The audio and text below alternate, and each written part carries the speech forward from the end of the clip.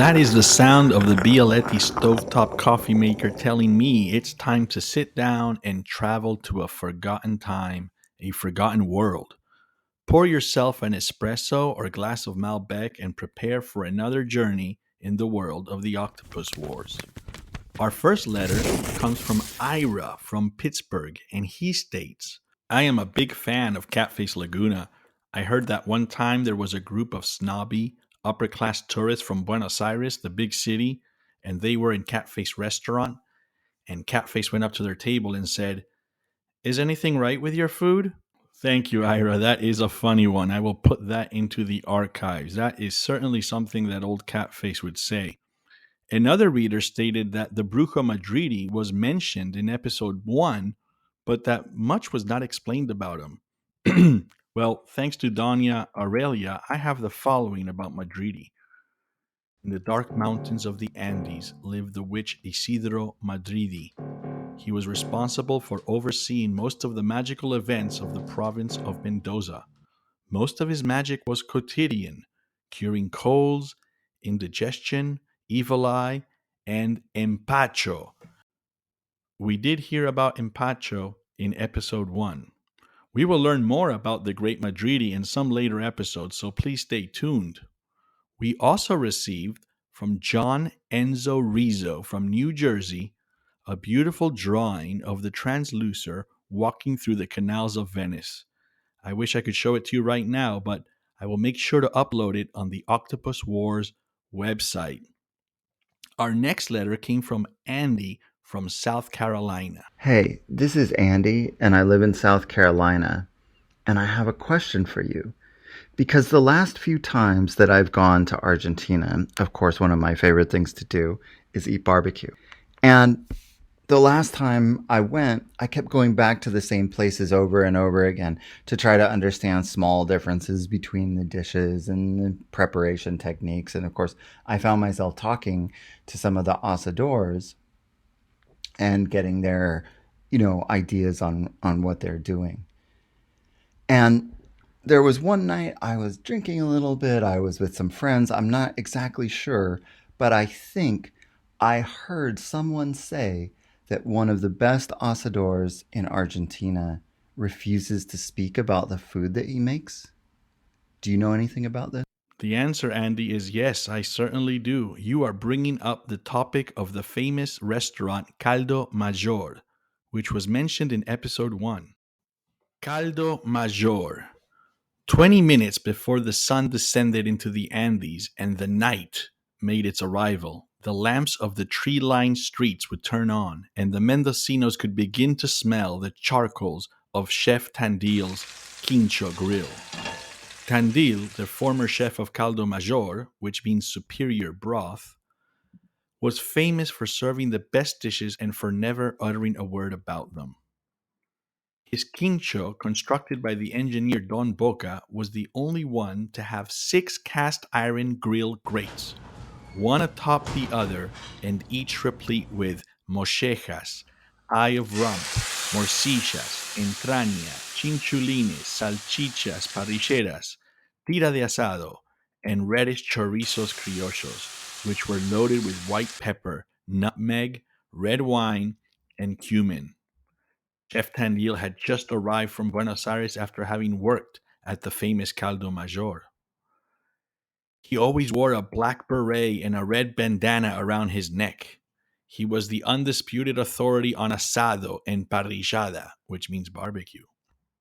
At the age of 6, he was asked if he preferred Hereford or Angus and replied that it depends on the kind of wood that one is burning, the cut, and whether the cows are from the humid pampas or the dry pampas. Chef Tandil would quietly leave the dish at your table without saying a word. Catface Laguna once told a patron at El Pinguino that there were 7 theories concerning why Chef Tandil never spoke about his food. But, according to a scholar who discovered documents archived at the University of Chicago, these theories are wrong. Out of respect, the Mendocinos never asked him a question about the food. They were happy to have him in Mendoza, and heard the rumor that he left Buenos Aires because a tourist who had too much to drink asked him aloud, and to the dismay of all the other patrons, why the eye of the rump was repeatedly shifted in the quincho between the middle grate and the bottom grate. When Chef Tandil arrived in Mendoza, he was greeted at the train station by Mayor Galfini, who considered banning journalists and philosophers from the new restaurant because they asked too many questions.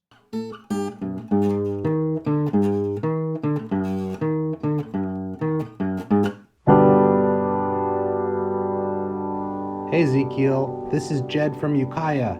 I'm loving the podcast, and it's so great to hear all the stories from the Octopus Wars. It's excellent. Hey, I got a quick question for you about Dr. DiVártolo. The question I have is, he had this interesting idea that the ill become accustomed to being ill, and I find that really interesting. And I had heard growing up in Ukiah that he got this belief when he was battling Harlequins, but I don't know if that's true or not, and I would love to hear some more information about it. Thanks so much, Ezekiel. Can't wait to hear the answer. Jed, thank you so much for your letter. I have heard that Dr. DiVártolo fell upon this belief after dealing with the infestations of the Io Harlequins. From what I recall, the tale went something like this.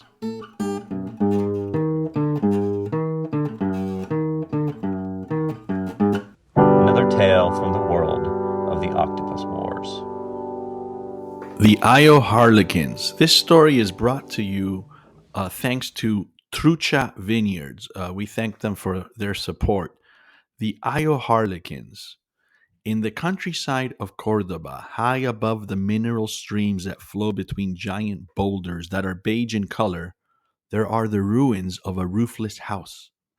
For reasons unknown, the house was never completed and the structure was quietly bequeathed to the flora of Mina Clavero, the region of Mina Clavero. Each brick forming the doorways of its house and the windows and its walls are all covered by ivy and moss. Once in a while, the local children would use it as a hedge maze. It was in the living room of this roofless house that, during warm summer nights, Juan Vittorio and Sir Philip Jennings from Scotland Yard would discuss unsolved mysteries, all while the local Cordobeses were attending asados, barbecues, and outdoor dances illuminated by paper lanterns hanging from plane trees. Each night, the two men would solve cases over some wine and with the golden light provided by two kerosene lanterns. No one could interrupt their discussions up there, as the house is reachable only by burro, by donkey. On the trail up to the ruins, one could see what the provincianos called mica, or purple quartz, lying on the sand here and there, shining like precious diamonds. These large chunks of amethyst were never perturbed, only because they were so plentiful. It was on one of these nights that Juan Vittorio and Philip Jennings discussed the infestation of Io Harlequins in the region of Cuyo, that is, the provinces of Mendoza, San Juan, and San Luis. The following facts about this mysterious event from Annotation 6 were archived by Sir Philip Jennings. Annotations 2 through 5 are missing from the historical record because of a subsequent infestation of the Io Harlequins in 1964. Those annotations were unfortunately written in too artistic a manner by a Muscat farmer and romantic poet by the name of Banega from Balvanera. Sir Philip Jennings from Scotland Yard stated the following. The Io Harlequin, also known as the purple pest or plato, stands only 3 feet tall and wears a hooded cloak that is thick and crimson in color. It has no face, but only an oval metal plate for its countenance, hence their being called platos, which means plate, in Salta and Jujuy. The plate is slightly convex, thereby always reflecting the moon, hence their being called Los Caralunas, the moon-faced ones, in Cordoba. The pests bring drowsiness and apathy to whichever town they infest. Infestations have unfortunately occurred in many towns of our fine country. According to Dr. DiVártolo, the Io Harlequin is a stealthy biped with small arms that are always hidden beneath the cloak. These creatures, which leave a scent that resembles mashed potatoes with too much butter, can be detected only if one makes unexpected movements of the head or eyes, movements that cannot be anticipated. Banega reports, if one turns quickly enough, then one might catch sight of one on the back left. Io Harlequins vanish the moment one catches a glimpse of them. Hence, they must be slingshot rapidly with a special potato preparation. From many experiments conducted in Buenos Aires, Dr. DiVártolo learned that the potatoes must be Andean and soaked for 10 days in a syrup made from the Malbec grape. No other grape will do. Their eradication a la papa, which means by means of the potato, must transpire quickly before the exterminators become too apathetic, a condition known as the purple abulia. One time, an exterminator afflicted with the disease stated, "Why all this hard work a la papa when we can just live in peace with them?" It was Juan Vitoro from episode 3 who discovered that the pests caused their effects by stealing the dreams of the inhabitants of the infested town. Juan Vitoro inferred this from Father Agustine's complaint that children were no longer daydreaming at church, thereby becoming fidgety and disrupting the Mass, and from the observation that artists such as Lars Strack were frustrated because they were no longer visited by artistic visions. Juan Vitoro realized that the creatures would steal not only dreams, but also the products of dreams, such as works of art or manuscripts. Such items have been used successfully in Banega traps. Mayor Galfini declared, "What we have here is an infestation. Anything whimsical, dreamlike, or unpredictable is captured and broken by these things. I urge you all, citizens of Mendoza, to make sure that no public record or medical record be written in an artistic manner." Painter Stellario became despondent after realizing that not one of his paintings were taken during the infestation of 1944. Banega from Balvanera, a Muscat farmer and romantic poet, provides the only first-hand account of how the infestation started in Mendoza. I was at the bottom of the foothills of the Precordillera. In my mind's eye, I could right now smell the October winds of that fateful night and see the smoke-like clouds scurrying eastward. I looked to the top of the foothills and saw, next to the branches of our majestic spiny juju pine, with its dark green needles tipped with shiny droplets of metallic sap, two silver, faceless faces reflecting the Andean moonlight. I then noticed that the creatures were wearing a crimson hood, which stood out underneath the moonlight and next to the green pine needles, which turned from green to metallic blue depending on the movements of the clouds. I remember thinking, as magical as it may look, it is perfectly natural for each droplet of sap at the end of a pine needle to reflect the Andean moonlight, the movement of the clouds, and the flights of the condors. Such is the nature of these crystal globes and of the Precordillera, whose towering pines, sycamores, and cypress protect our city of Mendoza from the many mysterious things that dwell in the Andes, but that do not belong here in our land of the sun and good wine. But what is unnatural and does not belong here is the presence of a creature wearing a hooded cloak of crimson and having no face but only a metal oval plate to serve as its facha, which means face. To my horror, I then noticed that there was not one but two of these creatures, with each one looking toward the lights of our city, which rested peacefully at the bottom of the mountain. The spiny juju pine needles could no longer keep them from having a clear view of our home. I watched with dread as the two purple pests looked at each other before deciding to descend down the mountain like drops of wine gliding down a bottle's label.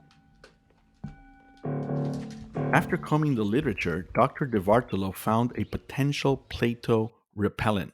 The French, who call these pests dream capturers, discovered that giant black stallions from Austria, magnificent beasts that are 4 times larger than any horse in our continent, are effective at repelling the creatures.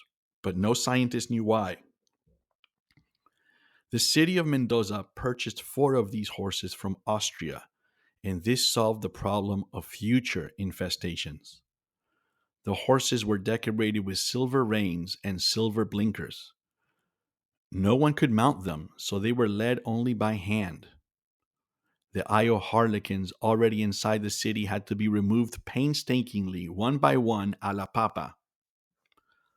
The Battle of La Gran Papa occurred when, on the midnight of October 8th, the Young Bohemians lured many of the pests, with paintings by the great painter Lars Strack, to a vineyard full of potato-loaded slingshots and banega traps.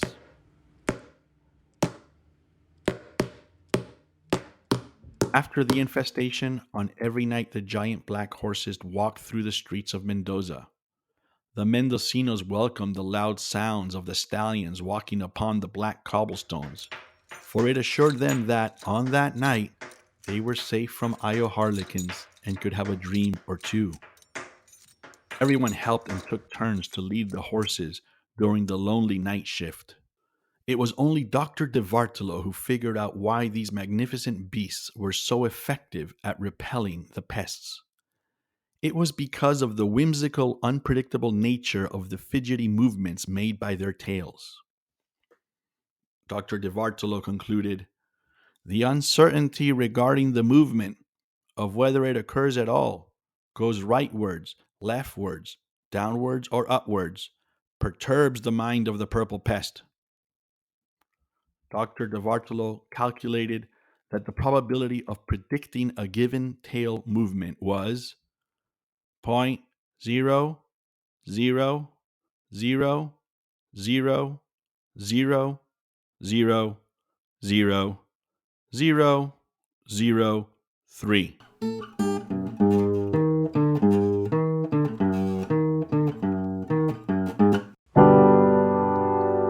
Our next letter is from Stephen from New York City. I have heard and read so many different versions of Last Voyage to Coronado and about the mystery of Max Hassmann. Do you happen to know the official account? Stephen, thank you so much for your letter. And I have to say that I do have the official account. And because of this, there is so much excitement about this particular episode and what occurred with Max von Hassmann, at least what occurred toward the end of his life. We have also obtained this valuable recording from 1955. There was a family by the name of Hassmann who emigrated to Mendoza in the 1930s. From London, the grandfather remained behind in Saxony. Some have seen some of the family members in San Luis. And we have also obtained this rare recording from a Doña Adolfina. This was recorded perhaps in the 1960s. Mirá, te digo una cosa, que el Kaiser era un loco y siempre andaba en moto con ese gato extraño. The recording states something to the effect of, look here, the Kaiser was crazy and he always was on the motorcycle with that strange looking cat. And here is the official account of Last Voyage to Coronado. The account is a first-person account, which is rare for us, from Romy, one of the Young Bohemians, and some investigations reveal that his name was actually Romulus. So this is Romulus's first-person account of the mystery of Max von Hassmann and the last voyage, the fateful last voyage to Coronado.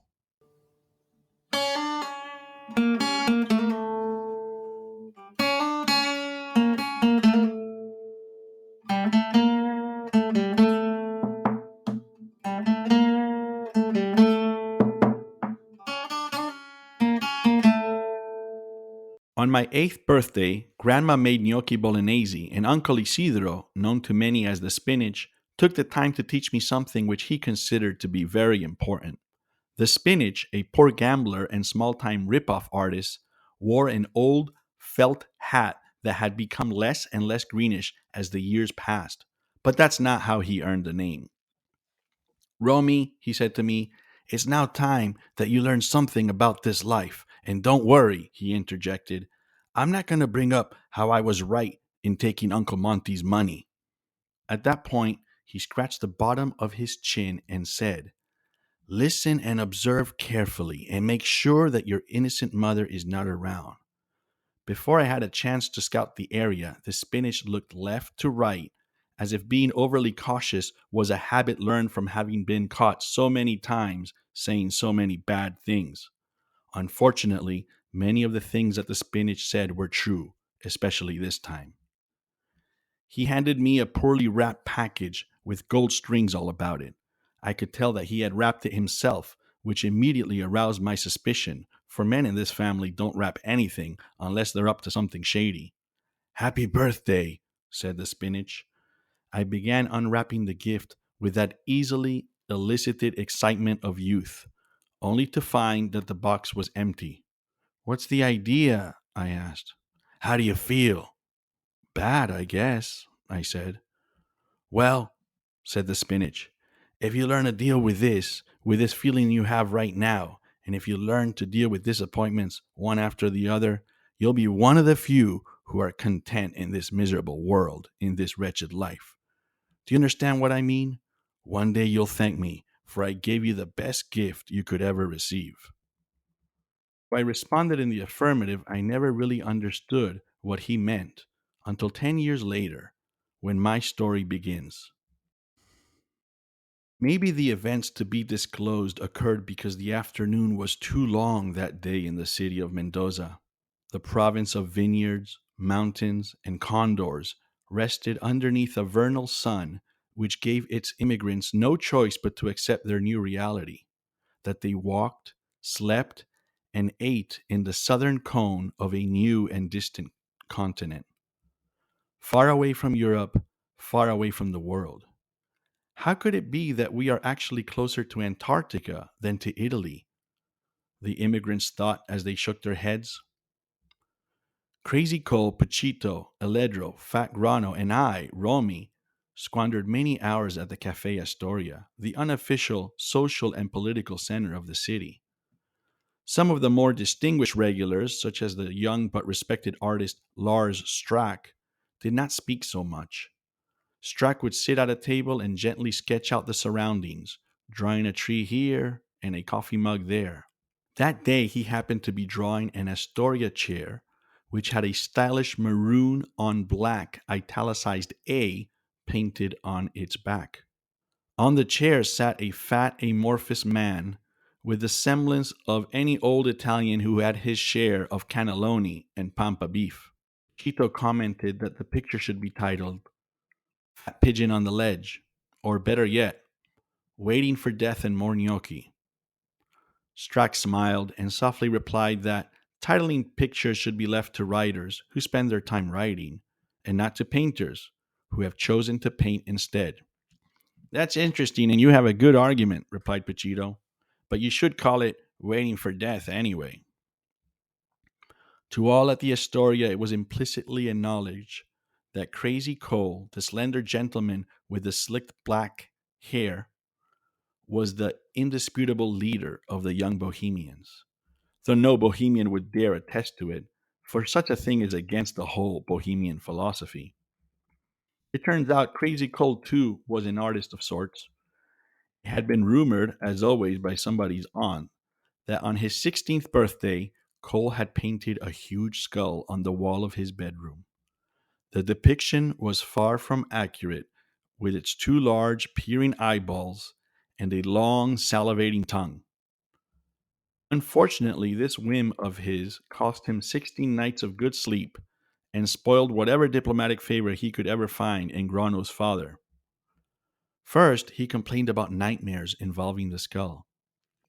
Then, He said that at precisely 2:30 a.m. on each night, the eyes of the presence would shift from left to right until fixating upon his innocent self, uttering "Cole, Cole" in a deep voice over and over. The worst was when the nefarious tongue of the thing would try to steal his bed sheets. The nightmares persisted even after he and Fat Grano covered the skull with 6 cans worth of black shoe polish that belonged to Grano's fathers. From this and many other incidents, all of which were true, Cole acquired the most honorable of Argentine appellations, Loco, which means crazy. Part 2: The Voyage to Coronado. Time had passed, and the sun was now directly over the Astoria. The Bohemians were beginning to feel sleepy when suddenly, to the surprise of everyone at the cafe, Max von Hassmann showed up on his motorcycle, wearing his famous black cape and having his only companion, Faust, the Siamese cat, peering from the sidecar.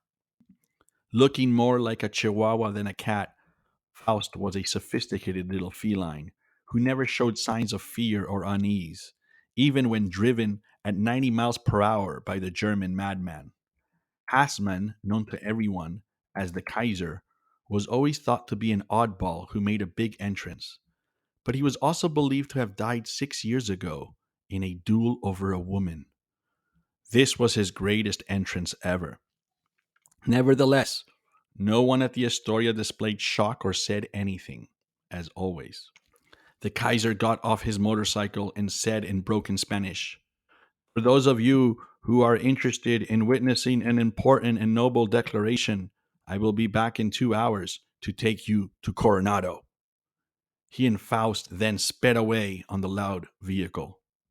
The patrons of the Astoria reacted in different ways to the Kaiser's invitation, depending on age, I think. At one end of the spectrum was Don Pellegrino, the Astoria owner, who mumbled something to the effect of "crazy son of a gun." At the other extreme were the Young Bohemians, who saw the invitation as an opportunity to see Coronado and learn more about the mysterious past of the great Kaiser, added Cole. But before any important decisions were ever made, the Bohemians always consulted the professor, an old eccentric who sat in the deep interior of the Astoria, where there was never enough light to read. The professor always had on his table several books, 3 Egyptian statuettes, and a globe of the world. Nobody really knew what he was a professor of. "I see you are interested in seeing the great town of Coronado, the town in the Andes," said the professor. "And I am sure that you have come to ask me, Io el Femore Rivarola, for advice about going. Am I right?" The professor had a way of saying every little thing as if it were extremely important. We never heard of Coronado being spoken about with such gravitas. We all nodded our heads and found chairs. "Of course I am right," he said. "And of course you will go, for youth will always seek adventure. It is a fact of life. Things don't change. Young hearts seek adventure, and adventures they will find, even in Mendoza, even in the Astoria, even at the Bolsa Theater. The desire to have things happen is the adventure. But beware, for such desires are safe here, but not there in the Andes." He stood and pointed to the west. Grano looked toward the mountains. "And let me go on to clarify that there is no such thing as the Andes, at least not what you envision them to be. I'll tell you what there is. There are elevations of land produced by the collision of continental plates, collisions which occurred by a mistake made millions of years ago. There is rock, soil, quartz, and sand, and some forms of life, but no Andes. Yet, when youthful eyes such as yours gaze upon these mountains, the Andes become alive. The condors reawaken and leave their large nests, taking flight into the cool moonlight. The lioness becomes restlessly hungry, and the phosphors, which the uneducated campesino calls the bad light, they begin to seduce and confuse the weak mind of man, the mind that can't tolerate large skies and dark mountains. This is why we have lost so many young men to the Andes, but the old men always return. So go to the Andes, but go with the hearts of old men. And what do you know of the Kaiser? Asked Cole. Max von Hassmann is the son of a famous general from the Great War, a war before your time. If I recall correctly, his name was Wilhelm von Hassmann. Any case, his son is the victim of small town mentality and of the rumors of chusmas, gossips who have nothing better to do than gossip while sipping their afternoon mate.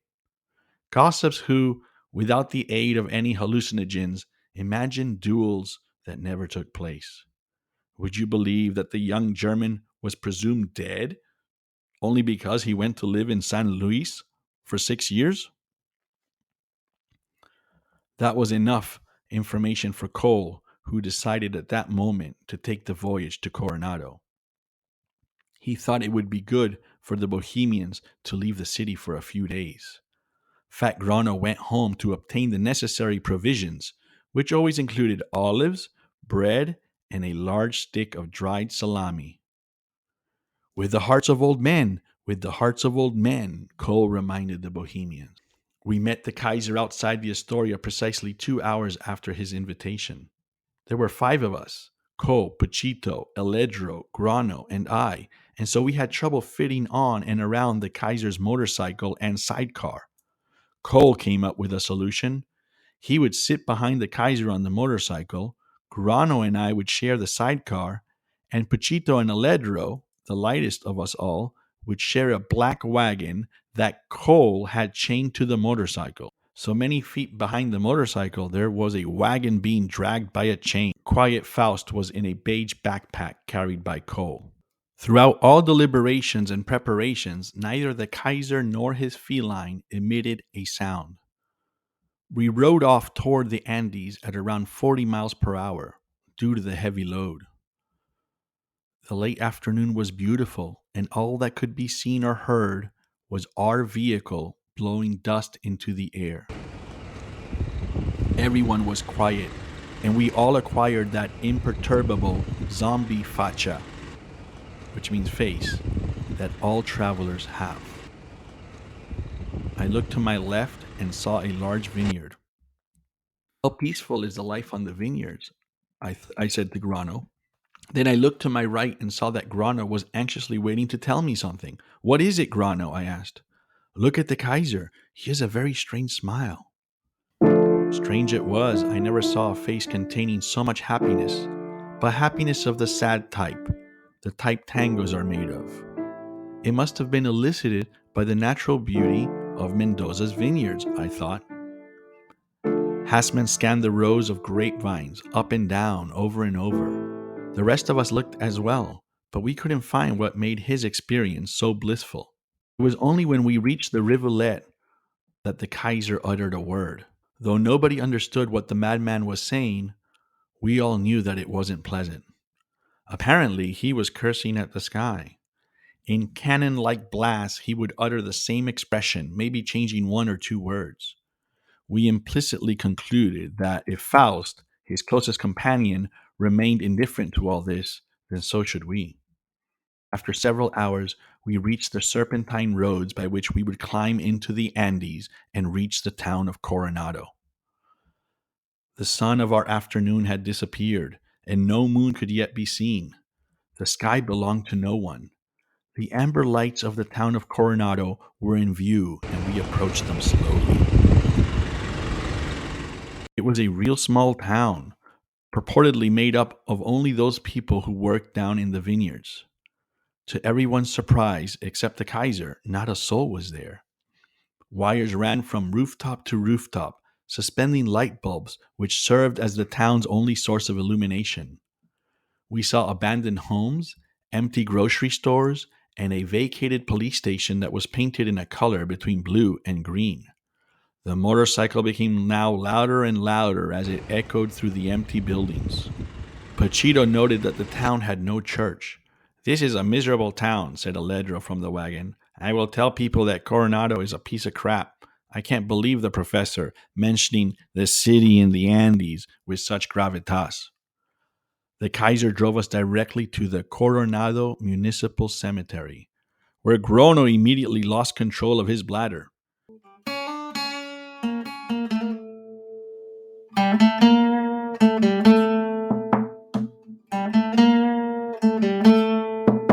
It wasn't the type of trip we had imagined, not at all. Once the motor of his motorcycle stopped, our hearing was restored. Following the lead of the young German, we entered the abandoned cemetery through rusty iron gates. Slowly he marched to one of the few marked graves, upon which he fixated upon a sacred marble that read, W. V. Hassmann. Weeds hugged the stone as if protecting it. We all stood there for 7 long minutes until Max von Hassmann produced his second Spanish utterance of the day. "¿Por qué? How could you?" he said, throwing his hat on the ground. "You be good witnesses," he said to us. "Do not be like the people of San Luis who lost discipline after only 6 years of coming here. What lies below is a man who has taken all from his son's glory, his son's wealth, and closest to his son's heart, his son's Camila Picchiello. No! Fame was not enough for this charming man, the great Herr Hassmann. He had to have it all." The Kaiser then dropped to his knees and with tears and 2 fists in the air said, "Let the whole world know the truth. Let the night and the Andes know my rage. And that is why I have been bringing witnesses, yes, witnesses here every week for the last 6 years, no matter how far the distance, no matter how long the time, no matter how much the fuel." A noise from the wagon startled us, but we could see that it was just Faust, who casually walked up to the tombstone and pissed on the grave, as if he had pissed on it many times before. Confused and perplexed, Cole's pupils cyclically dilated and constricted, a symptom of his deep thought. One could almost read the machinations inside his head, and we all knew that if anyone understood what all this was about, it would be Crazy Cole. Are the old gossips who lack hallucinogens right? Was the professor wrong? Is this the result of some father and son duel over a woman, a vineyard girl by the name of Miss Picchiello? Thought Cole. Did this maiden fall in love with the Kaiser's father because the elder had more fame and charm? Where is she today? Is she alive? Thought Cole. Despite all the mystery, no one asked any questions, at least not out loud. The Kaiser soon regained his presence of mind, and without any words, we all started heading back to our city, which we already missed very much. Again, we passed through the rusty iron gates of the cemetery. Underneath the moonlight, as the Kaiser angrily rode his vehicle through the Andes, the silhouettes of hundreds of giant condors could be seen atop the mountains flanking our right. The condors were perched side by side, as if in military formation, as if waiting for some signal. I never saw anything like it. Bohemians were terrified by this newly discovered state of affairs, but they said nothing and maintained their travel facha, that is, the imperturbable face that people hold while traveling. In less than 15 seconds, the giant condors took flight, ascending toward the flickering stars. Their wingspan must have been more than 20 feet. We all watched in awe as they launched in different directions. The beasts dominated the skies. They were in their element. We were miles from ours. "You hear that?" asked Cole. "I heard the word jetzt, jetzt, fill the skies 1 second before the animals took flight, but I can't tell where the sound originated, nor do I know what it means." Grono and I did not hear a thing, but we never doubted Cole. The shadows of the giant condors circled around us. Our speed was now reduced to 29 miles per hour. In the middle of nowhere, we were as vulnerable as a shellless snail in a cobweb. Astonishingly, the Kaiser remained completely unaware of the creatures, but this did not last long. Noticeable to all, and with a loud shriek, one of the giant beasts dove down and tried to snatch innocent Faust from the beige bag. Faust showed no fear as always. Fortunately, Pachito hit the huge beast on the head with Grano's dried salami. As soon as we thought we had ourselves a victory, we saw 7 condors take the body of Max von Hassmann up into the night.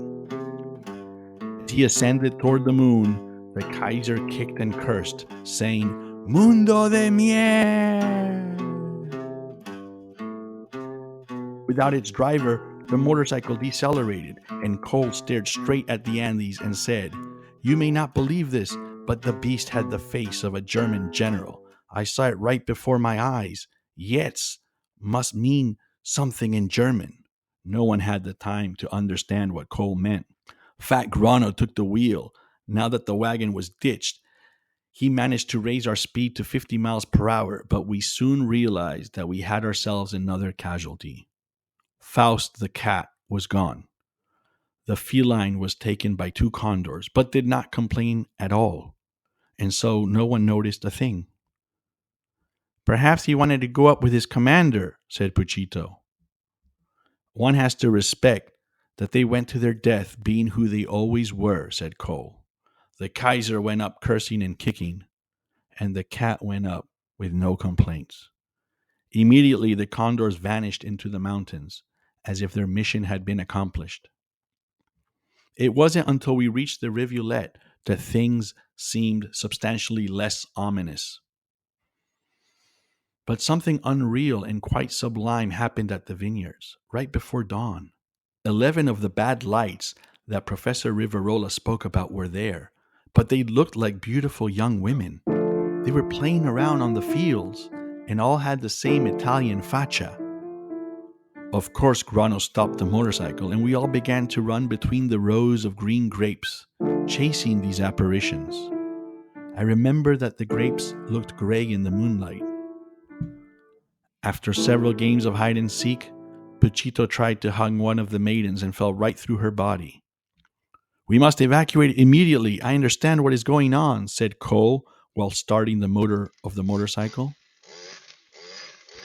The gossips must have been somewhat right about the Kaiser, but the professor was even more right about the Andes. It is all in the geography and the observer.